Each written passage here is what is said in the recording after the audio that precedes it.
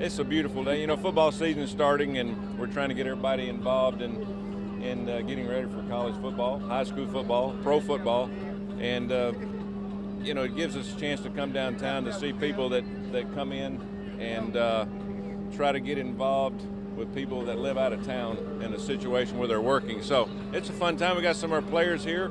We're getting ready to go to media day. Guys have worked hard. It's time to start practicing, time to start playing. I talked to Tion Green a little bit, and he was talking about how he shed nearly like 30 pounds leaning out. That's what he said. He was 250 pounds at the end of last season. He thought he needed to get bigger, but he slowed down too much. But he's faster and quicker. He's in the best shape he's ever been. So he and Mike Boone should be a good 1-2 combination.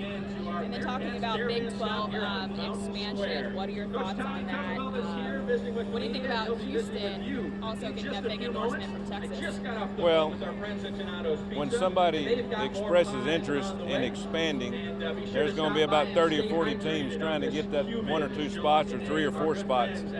We don't know what's happening. You know, we've thrown our pitch in for the last couple of years, and we'll see what happens. We'll rest on our own accomplishments in academics and athletics. You don't go out and advertise for it. They know where we're at, and if it happens, it happens. If it doesn't, we're excited about being in the AAC. Do you feel like you've made a good enough case for yourselves to get into the Big 12, though? No, not really. You know, again, we're one of the winningest football programs in the last 10 years in college football. We've got great facilities, excellent fans, and, you know, we're going to get better and better. It's all about money. It's what it is, all about money. And, you know, you need it to survive, but we've got everybody in place to make that move. But if it doesn't happen, it'll happen sooner or later. It might not be this time around, but sooner or later it might happen. Been around a lot of groups of different players. The couple players I've talked to said that the camaraderie of this group is just at another level. Have you seen that? Yeah, we've got good leadership. We had good leadership last year, but the problem is you've got to have a cohesive senior group. I had them all over at my house a couple of nights ago, and you can kind of tell this group's special. They really like being around each other. There's no egos. They want to win games. They were disappointed last year as juniors about how we played and the end of the season. So different year, different football team, different seniors.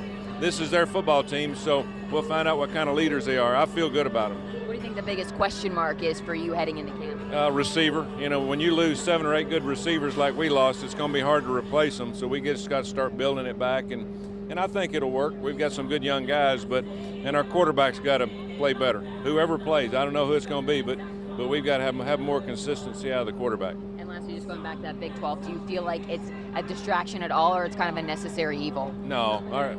You know, I haven't heard one player say anything about it. That's mainly for the future. Obviously not going to happen this year. Any expansion is not going to happen this year. So best thing we can do is go play, enjoy ourselves, and see if we can win another conference championship. What's the craziest thing people say to you at these types of events? Do you have any crazy thing? I mean, people kind of say what they want at these events. Yeah. Well, everybody expresses their opinion about last year, the year before last, and about the season coming up. Everybody's experts. My wife's an expert.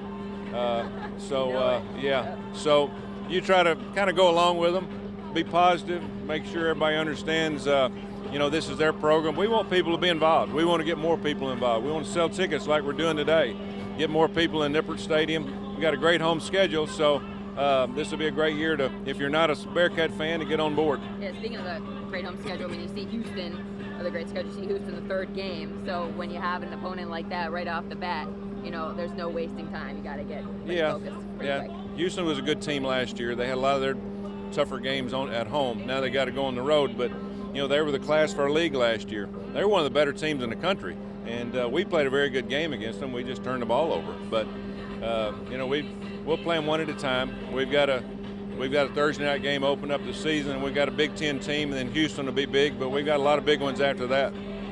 What's your quarterback depth chart right now?